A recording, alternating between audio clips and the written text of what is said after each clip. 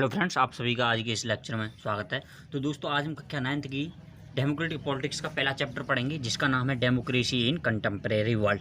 Democracy मतलब आज की दुनिया में, आधुनिक दुनिया में डेमोक्रेसी किस प्रकार से शुरुआत हुई थी और वो कहाँ तक पहुँच चुकी है और कितने देशों में पहुँच चुकी है, इसके बारे में देखेंगे। और किस प्रकार के फेज जो है कि डेमोक्रेसी ने इसी दौरान में देखें। तो सबसे पहले यहाँ पर हमको टू टेल्स पढ़नी है। सबसे पहले जैसा कि इसमें दिया हुआ है, टू टेल्स ऑफ डेमोक्रेसी हैं। इसको टेल्स क्यों कहा गया है? टेल्स इसलिए है क्योंकि ये वास्तविक घटना है, ये कोई कहानियाँ नहीं है, ये ध्यान रखिएगा। इसलिए टू टेल्स ऑफ डेमोक्रेसी इनको कहा गया है। तो इसमें सबसे पहली जो टेल्स है वो आपको चिले के बारे में पढ़ना है। चिले एक कंट्री है, लैटिन अमेरिका में पड़ती है, जो या आप कह सकते हो साउथ अमेरिका में पड़ती है, जैसा कि आप डायग्राम में देख सकते हो। दूसरी आपको पोलैंड कंट्री है। पोलैंड कंट्री के बारे में देखेंगे, वहाँ पे किस प्रकार की डेमोक्रेसी आई, वहाँ पे किस प्रकार के रूल रहे, लोगों ने वहाँ पे क्या किया। इसके अलावा जो पोलैंड है, पोलैंड आप देख सकते हो ये आपकी ईस्टर्न यूरोप में है, और देख सकते हो आप ये रशिया के पास है, आप जैसा कि मैप में देख सकते हो। तो यहाँ पे आप सबसे पहले हम चिले के बारे में देखते हैं। चिले में जैसा कि मैं आपको बता दूँ, सबसे पहले जो 1970 में इलेक्शन हुए थे, तो वहाँ पे 1970 के इलेक्शन में जो आयंदे थे, इनका नाम है आयंदे। जो प्रेसिडेंट बने थे, यहाँ के प्रेसिडेंट थे 1970 में बने, उनका नाम था आयंदे, साल्वादोर आयंदे। इनको आयंदे बोलते हैं, ALLENDE इनकी स्पेलिंग है। इन्होंने जो है कि यूनिटी गवर्नमेंट, यूनिटी कोalition बनाया था, यानी कि कोalition का मतलब होता है, आपको पता होना चाहिए, गठबंधन। यानी कि इन्होंने गठबंधन की सरकार से जो है कि प्रेसिडेंट के रूप में खड़े हुए थे। इसके अलावा इनका क्या था, इनकी जो पार्टी थी, इनकी पार्टी का नाम था, आयंदे जी की पार्टी का नाम था socialist party of Chile. Socialist party of Chile, आप इसको ध्यान रखिएगा, सोशलिस्ट पार्टी ऑफ चिले। यहाँ पर आप देख सकते हो कि यानी कि 1970 में प्रेसिडेंट बने, इसके और इनकी पार्टी का नाम था सोशलिस्ट पार्टी ऑफ चिले। लेकिन इसी दौरान इन्होंने क्या किया कि 1970 में इन्होंने कई डिसीजंस लिए, मेजर डिसीजन। आप इन डिसीजन का ध्यान रखिएगा। इन्होंने क्या किया, जब प्रेसिडेंट बन जाएंगे तो इनके द्वारा बहुत सारे डिसीजन लिए गए। तो इन डिसीजन में इन्होंने गरीबों के लिए, पुअर एंड वर्कर्स के लिए बहुत ज़्यादा काम किया। इस पुअर वर्कर्स के लिए जिन्होंने काम किया, उसमें क्या है, जैसा कि आप देख सकते हो, एजुकेशनल सिस्टम यानी कि शिक्षा व्यवस्था थी, उसमें बहुत ज़्यादा सुधार किए। जो है कि जो गरीबों के बच्चे थे, उनके लिए इन्होंने फ्री मिल्क, यानी कि फ्री में उनको दूध की व्यवस्था की, फ्री मिल्क फॉर चिल्ड्रन। गरीब लोगों के बच्चों के लिए उन्होंने फ्री दूध की व्यवस्था की। तीसरा, और जिन लोगों के पास जो है कि लैंड नहीं थी, उन लोगों को इन्होंने लैंड दी। इन्होंने provide land to landless peoples, यानी कि जिन लोगों के पास कोई भी ज़मीन नहीं थी, उन लोगों को इन्होंने ज़मीन दिला दी। तो देख सकते हो आप, इन्होंने कितना गरीबों के लिए बहुत ज़्यादा काम किया था। तो इस प्रकार से, इसके अलावा इन्होंने एक और अपोजिशन किया था। जो भी इनके यहाँ पर जो विदेशी कंपनियाँ थीं, तो इन कंपनियों को जो इनकी इस देश से कॉपर ले जाती थी, तो इस कॉपर को ले जाने को भी इनके द्वारा विरोध किया गया था। इन्होंने अपोजिशन किया, oppose the mining of copper. Mining होती है जो उसका खनन करते हैं कॉपर का, फ्रॉम हर कंट्री। तो अपनी कंट्री से उन्होंने इसका भी अपोज किया था। इस वजह से इसका रिजल्ट क्या आया, रिजल्ट में परिणाम के रूप में इनको देखना पड़ा। इसका परिणाम ये हुआ कि जो यहाँ पे जो है कि जैसे कि आप देख सकते हो, इन्होंने जब गरीबों के लिए इतना काम कर रहे हैं, तो यहाँ के रिच पीपल थे, अमीर पीपल थे, या जो चर्च में जो बैठते थे लोग, वो रिलीजियस पीपल थे, उन्होंने, और या कुछ अदर पॉलिटिकल पार्टी थी। पॉलिटिकल पार्टियाँ जैसे कि आज भी आपने भारत में देख सकते हो, कांग्रेस है, भारतीय जनता पार्टी है, तो ये एक दूसरे का अपोज करती रहती हैं। तो इसी प्रकार से इन पार्टियों ने आयंदे की सरकार का बहुत ज़्यादा अपोजिशन किया था। तो इसी कारण ये इन सभी लोगों ने मिलके, जो अमीर लोग थे, चर्च के जो पीपल थे, जैसे कि हमारे यहाँ पे मंदिर मस्जिद होती हैं, उसमें जो लोग रहते हैं। इसके अलावा अदर राजनीतिक पार्टियों ने एक प्रकार की जो है कि एक कंस्पिरेसी रची, यानी कि एक प्लान बनाया। प्लान बनाने के रूप में इन्होंने क्या प्लान बनाया, इन्होंने 1973 में यहाँ पर मिलिट्री कोप करवा दिया। तो आप देखोगे मिलिट्री, अब यहाँ पे देखना है कि यहाँ पे मिलिट्री कोप किस प्रकार हुआ। ये कूप क्या होता है, ऑफ 1973। तो इस कूप में क्या होता है, कोई भी जैसे कि मिलिट्री की सरकार होती है वो तख्ता पलट, इसे तख्ता पलट बोलते हैं हिंदी में, यानी कि किसी भी सरकार को कोई भी एडमिनिस्ट्रेशन है, प्रशासनिक कार्रवाई है, सारी की सारी जब आर्मी के द्वारा चलाई जाती है तो उसे मिलिट्री कूप बोलते हैं। जैसा कि आपने देखा होगा यहाँ पे जिले पे कौन रहता है, जिले पे डीएम रहता है, वो सारी प्रशासनिक कार्य करता है। लेकिन इस प्रकार यदि जैसे कि देश को प्रधानमंत्री चलाता है, यदि आर्मी का जनरल चलाने लगे तो उसी को मिलिट्री रूल कहते हैं। तो यहाँ पे 1973 में क्या हुआ था, ये डेट आपकी यहाँ पे है 11 सितंबर 1973 में चिले में कूप हुआ था, यानी कि तख्ता पलट हो गया था। तो इसमें क्या हुआ था, जो डिफेंस मिनिस्टर थे इस मॉर्निंग में, डिफेंस मिनिस्टर को किसने अरेस्ट किया, इसने मिलिट्री के लोगों ने अरेस्ट कर लिया।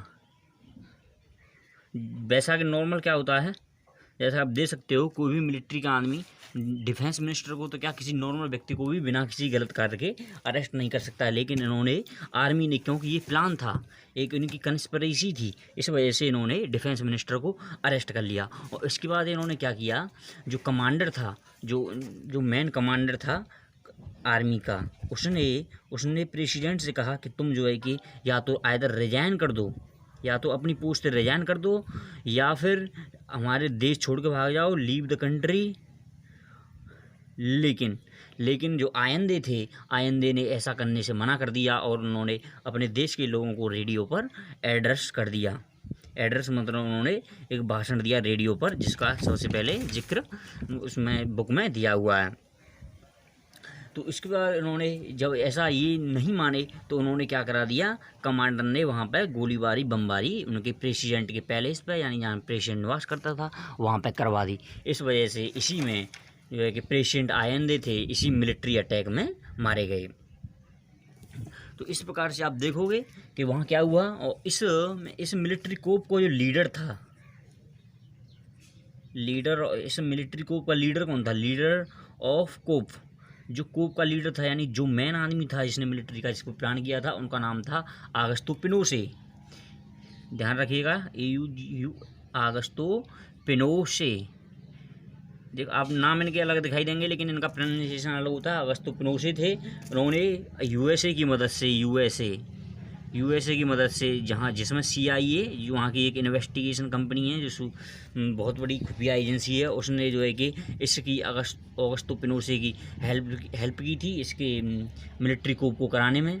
इसके अलावा वहीं से सारी फंडिंग आई थी, फंडिंग यानी पैसा भी वहीं से अमेरिका ने दिया था इस सारे के लिए, और सपोर्ट भी अमेरिका ने किया था कि वहाँ पर जो है कि मिलिट्री को कराया जाए, आयंदे को ख़त्म कर दिया जाए। इसके अलावा जो पिनोशे थे 17 ईयर्स, पिनोशे ने 17 साल तक जो है कि वहाँ पे शासन किया, 17 ईयर्स। तो आप देख सकते हो 1973 से आपने यहाँ पर 1988 तक इन्होंने राज किया। तो इसके जो है कि इसका प्रशासन कैसा रहा, इनका एडमिनिस्ट्रेशन कैसा रहा, आप इनका एडमिनिस्ट्रेशन देखिए। पहले तो डेमोक्रेटिक गवर्नमेंट थी, अब मिलिट्री रूल चल रहा है। तो मिलिट्री रूल के दौरान क्या होता है, बहुत सारे लोगों को इन्होंने टॉर्चर किया, बहुत सारे लोगों को पिनोशे ने मरवा दिया। और इसके अलावा जो लोग आर्मी में भी, जैसे कि एयरफोर्स के जो मार्शल थे, वो भी अपोज कर रहे थे, उनको भी इन्होंने जो है अरेस्ट कर करके लगभग 3000 लोगों को इसने मरवा दिया था। यहाँ पे अब इसके एक जनरल का नाम आता है जो एयरफोर्स के जनरल थे, ये भी इन्होंने, भले ही ये आर्मी के थे, मिलिट्री के थे, लेकिन इन्होंने अपोज किया था। ये जनरल अल्बर्टो बैचले थे, जनरल, ध्यान रखिएगा, जनरल अल्बर्टो बैचले। तो जो बैचलेट थे तो इन्होंने भी इनका अपोज किया था पिनोशे के रूल का, लेकिन उनको भी इन्होंने मरवा दिया था। तो इस प्रकार से देखोगे कि यहाँ पे किस प्रकार का रूल चल रहा है।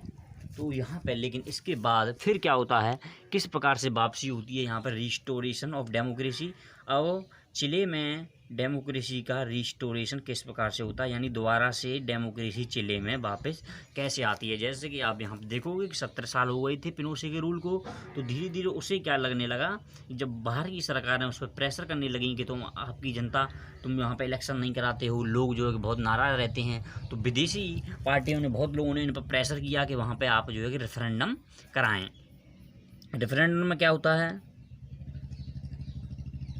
रेफरेंडम में क्या होता है कि एक साथ किसी भी डिसीजन के लिए पूरे देश के लोग वोट करते हैं। जैसा कि उसने ये कहा, क्या आप मेरे रूल को पसंद करोगे, या तो आप उसमें यस कहिए या नो कहिए। तो यहाँ की जनता यहाँ की बहुत परेशान थी, तो जनता ने पहले ही सोच रखा था कि हम इसके रूल को हटा देंगे। तो रेफरेंडम जैसे ही हुआ तो उन्होंने सीधे डिसीजन में सभी लोगों ने, मैक्सिमम लोगों ने मना कर दिया। नो डिसीजन आया रेफरेंडम में, यानी कि उसका शासन जो है कि पिनोशे के शासन को ख़त्म कर दिया गया। तो धीरे धीरे वहाँ पर फिर और पॉलिटिकल फ्रीडम मिली, स्वतंत्रता मिली लोगों को। पिनोशे का रूल हट चुका था। इसके अलावा और जहाँ के जो कई 3-4 सरकारें आईं, उन्होंने सरकारों ने पिनोशे के रूल की इंक्वायरी करवाई तो बहुत ही ज़्यादा करप्ट गवर्नमेंट पाई गई थी पिनोशे की। गवर्नमेंट बहुत ज़्यादा करप्ट थी, बहुत ज़्यादा इलीगल काम किए गए थे वहाँ पे इसके दौरान। तो इस प्रकार से हम देखेंगे। और इतना ही नहीं, जो कि हमने जैसे कि पीछे यहाँ पे पढ़े थे, जो एक आर्मी के जनरल थे अल्बर्टो बैचलेट थे, इनकी बेटी ही थी जो 2006 में भी उनकी बेटी थी, जो है कि प्रेसिडेंट बनी थी चिली की 2006 में, और इनका नाम था मिशेल बैचलेट। ये मिशेल बैचलेट हैं जो चिली की सबसे पहली डिफेंस मिनिस्टर थी। डिफेंस मिनिस्टर ही नहीं, इसके अलावा ये लैटिन अमेरिका की सबसे पहली महिला थी जो कि डिफेंस मिनिस्टर बनी थी।